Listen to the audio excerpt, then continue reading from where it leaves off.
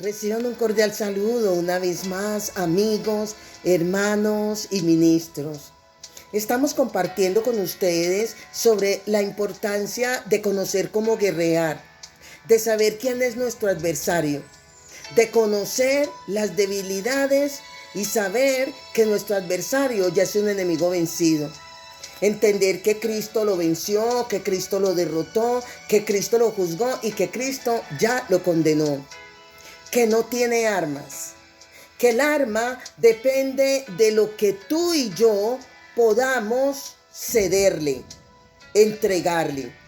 Por tanto, hoy tendremos muy presente en relación a lo que tiene que ver, amigos, hermanos y ministros, con la tarea tan especial que desempeña aquí el Espíritu Santo. El Espíritu Santo nos usa, el Espíritu Santo se vale de nosotros. ¿Para qué? Para perfeccionarnos. El propósito del Espíritu Santo es perfeccionarnos de acuerdo a nuestra disposición. El Espíritu Santo nos perfecciona de acuerdo al estado mental en la que vivimos. Y recordemos que hablamos y mencionamos los 7 estados en la que el apóstol Pablo puede calificar y aún poder distinguir los 7 estados en la que el hombre puede estar en una de esas 7 estados o en una forma progresiva pero negativamente. Y que el estado de mente que el creyente debe tener es el estado de mente espiritual. Y que también tiene que ver, el Espíritu Santo nos va a usar, se va a valer de nosotros de acuerdo al comportamiento y a ese comportamiento actual conforme a los principios del reino. Ahora bien, alguien dijo, siembra un pensamiento y cosecharás una acción. Siembra una acción y cosecharás un hábito. Siembra un hábito y cosecharás un carácter. Siembra un carácter y cosecharás un destino. Es decir, el problema del hombre sencillamente está en que le damos lugar al diablo y nos convertimos el blanco para el enemigo. Es de entender que el problema, hablando por ejemplo del chisme, aquí tiene que ver con la lengua. El problema del chismoso no está en la lengua, no. El problema del chismoso está en el corazón. El blanco que Satanás de antemano va a utilizar es la persona que está vulnerable a esa batalla, donde el enemigo va a la fija, va al blanco y va a ganar, porque el enemigo va a mirar tus debilidades, pero también va a mirar las puertas que están abiertas para él ir directo al blanco. Satanás se puede demorar mucho para, por ejemplo, salirte a la batalla. Él puede demorarse hasta ver el momento oportuno donde puede atacar y saber que va a ir al blanco, va a dar a la puntada indicada. Así que aquí en estos estudios el propósito es que tanto tú como yo estemos sencillamente listos y equipados para poder ganar esas batallas. El blanco que Satanás utiliza sencillamente es que él sea el ganador. Y como dije en el estudio pasado, tú y yo podemos tener muchos enfrentamientos con el maligno. Y si le damos cabida, Satanás puede ganar esa batalla, pero no la posición o el lugar donde Dios nos tiene. O sea, que Él puede ganar batallas donde nosotros podemos perder esas batallas, y al perder nosotros la batalla no tenemos bendiciones, pero seguimos siendo hijos de Dios y seguimos estando en la posición en la que Cristo nos ha colocado, que es espiritualmente hablando a la diestra de Dios Padre, sentada juntamente con el que venció, derrotó, juzgó y condenó a Satanás. El pensamiento tuyo o mío se activa en el momento en que nosotros le prestemos nuestra arma al enemigo. Se activa para pérdida si no estamos en la línea de batalla, si no estamos en santidad, si no estamos en obediencia.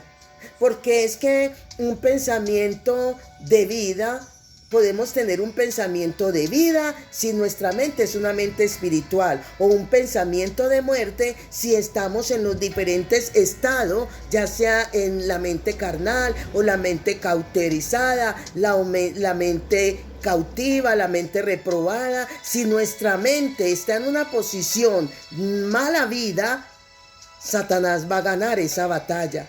Pero si nuestra mente está en la posición de pensamiento espiritual, vamos a una batalla segura de ganarla. ¿Ve? Ahora bien, en cuanto a la fe no niega las circunstancias, no, sino que la fe lo que hace es cambiar las circunstancias.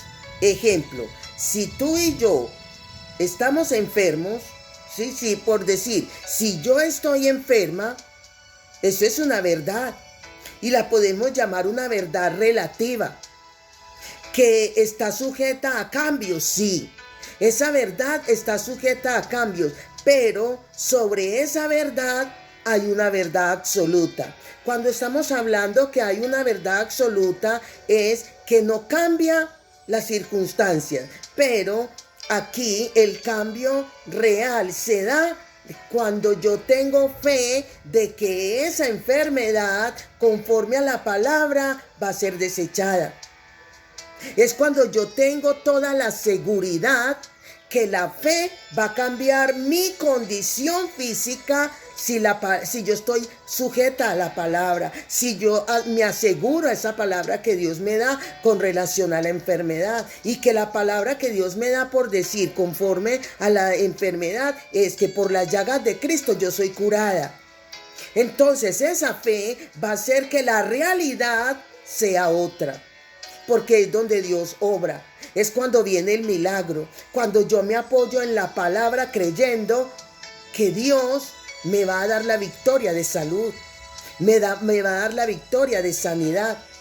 Es ahí donde es importante entender, y repito, que la fe no niega la situación, la fe no cambia la circunstancia, la fe no niega las circunstancias, sino que la fe hace que esa situación de enfermedad sea invertida en una circunstancia de sanidad por mi fe depositada no en la realidad de la enfermedad, sino en la palabra que Dios nos da en relación a lo que tiene que ver con estar sanos, con ser hijos de Dios victoriosos con la salud, porque por las llagas de Cristo nosotros hemos sido curados. No puedes decir por fe, ¿sí? Como muchos cristianos equivocadamente dicen, no podemos decir por fe que no estoy enfermo. No puedo decir por fe que no tengo dolor sabiendo que sí lo tengo. ¿Por qué? Porque es que en el momento de yo decir que no estoy enferma, estando enferma, eso es lo que se llama positivismo, eso es lo que se llama sencillamente cibernética, eso es lo que se puede decir que es yoga, que es ciencia cristiana y obstinación al mismo tiempo. Espero que haya quedado claro que la fe cambia las circunstancias, pero no niega la realidad, en otras palabras.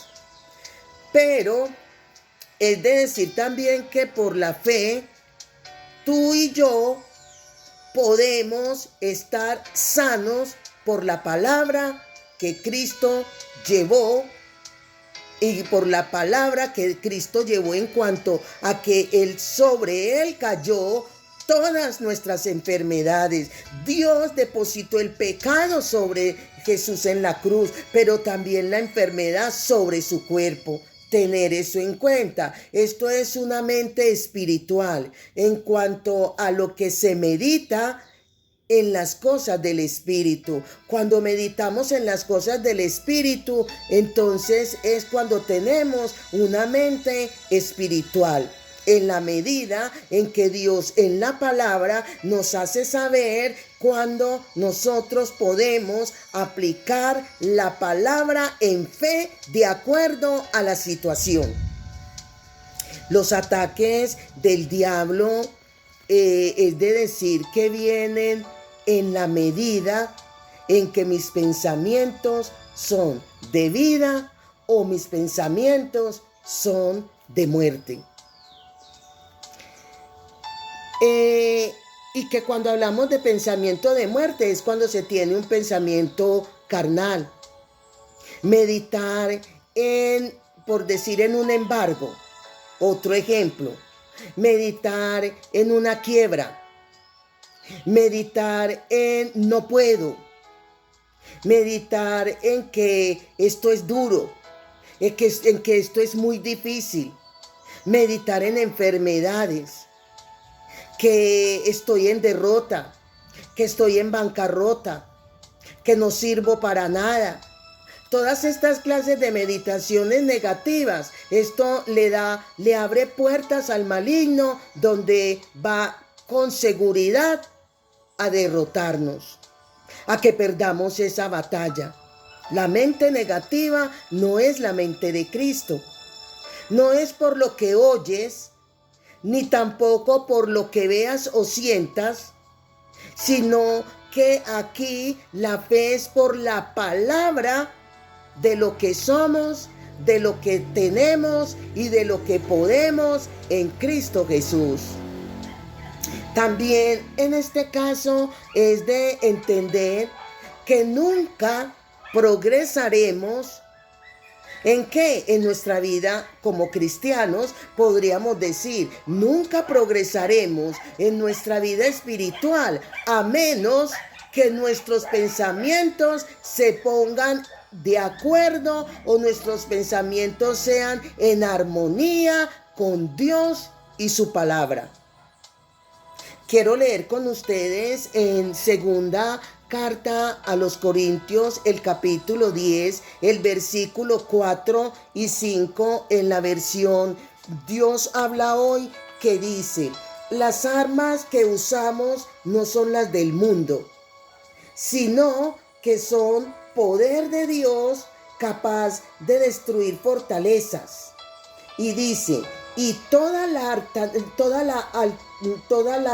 altanería que pretendan impedir que se conozca a Dios, dice, todo pensamiento humano lo sometemos a Cristo para que lo obedezcamos a Él. Todo lo negativo no viene de Dios, porque eso es imposible. Confrontar los deseos de la carne. Es imposible confrontar y afrontar esos deseos de la carne si primero no tomamos control de ¿qué? De los pensamientos que Él activa. No podemos salir victoriosos ni tomar en cuenta que con base a nuestra manera de pensar, con base a nuestra manera de ver, a nuestra manera de escuchar, a nuestra manera de actuar, vamos a obtener victoria si nuestros pensamientos son los pensamientos que Cristo demanda en cada creyente, en cada hijo de Dios. De igual manera, la Biblia también nos está diciendo tan claramente. Perdón, hermanos, estoy en una finca donde están los animales y está todo a su libre albedrío, en el sentido que tienen la libertad de caminar. de estar en las partes y zonas verdes.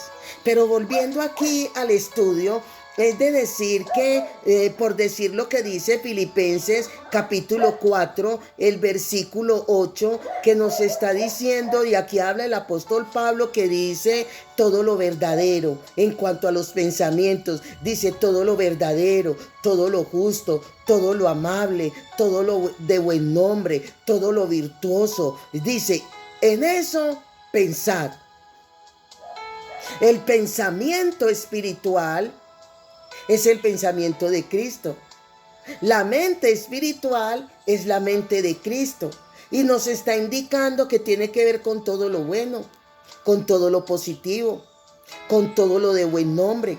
Y dice, si hay virtud alguna, en eso pensar, en todo lo positivo. Esto hace que nuestra mente no sea corrompida, sino una mente pura. Es una manera del apóstol Pablo enseñarle a los de Filipo de caminar en el Espíritu, pensar en el Espíritu y actuar en el Espíritu, siempre enfocados en Cristo. Cristo fue en la tierra un ser viviente positivamente. Una mentira, ejemplo, cuando una persona miente, y al decir la mentira, esta mentira, valga la repetición, toma fuerza. Toma fuerza y se convierte y se cree como una verdad. En otras palabras, la persona que miente y miente se cree su propia mentira y la termina entendiendo como una verdad y la termina probando como una verdad. Cuando usted, ¿qué? Cuando usted le crea esa mentira. Cuando usted le crea esa mentira, ese argumento engañoso y falso se va convirtiendo en una verdad por la creencia, por la credibilidad que usted y yo le demos. Por eso vienen las falsas doctrinas.